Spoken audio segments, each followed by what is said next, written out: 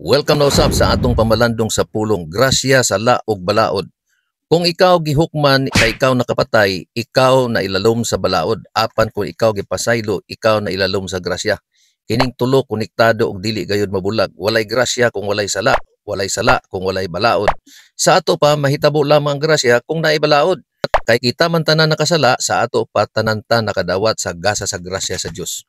Human kita nagrasyahan, kay gipasaylo naman kita, wala na ba ang balaod? O wala na tay responsibilidad sa pagsunod sa balaod? Ang tao nga nakadawat sa pagpasaylo, ang labing mabinantayon sa pagtuman sa balaod tungod, kay kung siya nakasala, ang padulngan maura gyapon ang kamatayon nga silot sa krimen nga nahimo nga maong pagpatay. Apan mawad-an og gahom ang balaod sa pagpahamtang og silot kung kita motuman.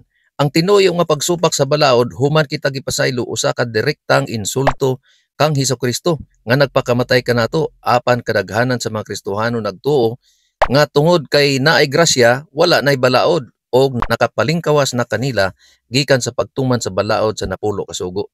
Gawas no na sila sa paghimo sa ilang gusto bisan supak sa balaod.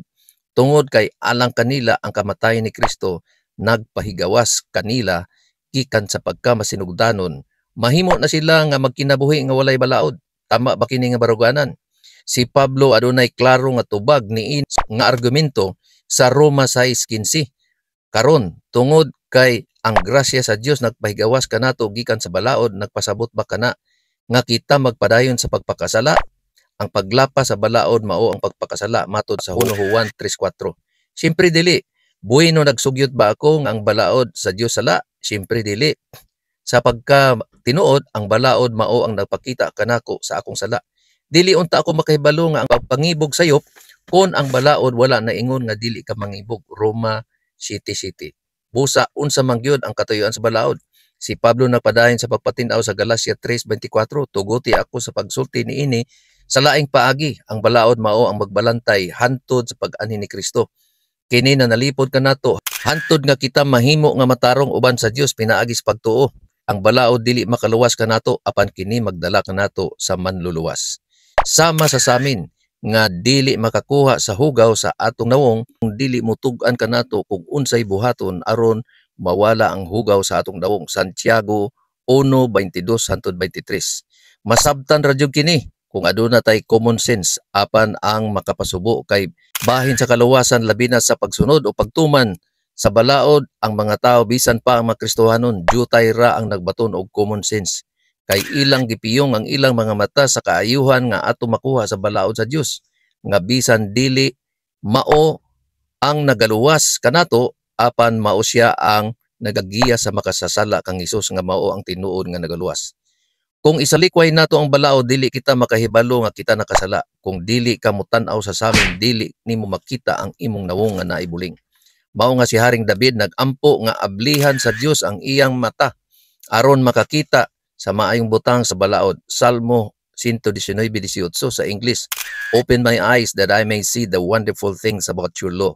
No law, no sin. No sin, no need of Jesus who gives us grace. It's Satan's logic that if he can take away God's law, it's easy to take away Jesus, his mortal enemy, from Christians. But Jesus defeated him thrice already. In heaven, in the wilderness when he tempted Jesus, and on the cross.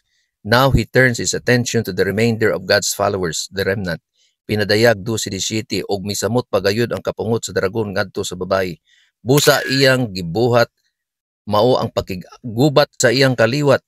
Sila mao ang tanan nga nagatuman sa sugo sa Dios ug nagsunod sa kamatuoran nga gitudlo ni Hesus.